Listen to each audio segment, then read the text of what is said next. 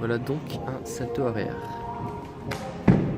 Ici, je vais te montrer un ralenti pour que tu puisses comprendre un peu mieux ce qui se passe, et ensuite on va le décortiquer.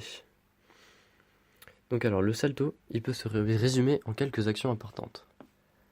Donc premièrement, on va se placer. Ensuite, on va charger un maximum d'énergie dans les jambes et dans les bras avant d'envoyer en l'air. Puis grouper, tourner et se réceptionner.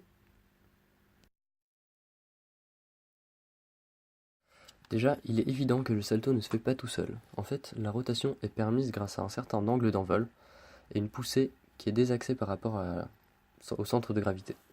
Comme on peut le voir sur la vidéo, avant l'impulsion, le centre de gravité est placé juste au-dessus du polygone de sustentation et au moment de l'impulsion, le centre de gravité va être un peu décalé, ce qui va permettre d'enclencher une rotation. Pour réussir son salto sans tomber sur la nuque, on va respecter un principe physique simple, celui de la force centrifuge. En gros, on va rapprocher les masses du centre de gravité pour accélérer la rotation. Dans le cas du salto, ça va seulement correspondre à grouper afin d'accélérer la rotation et d'atterrir simplement sur les pieds. Au moment où on aperçoit le sol, on va alors découper pour ralentir la rotation et contrôler l'atterrissage. En gros, le salto se résume à s'étendre, emmagasiner de la force,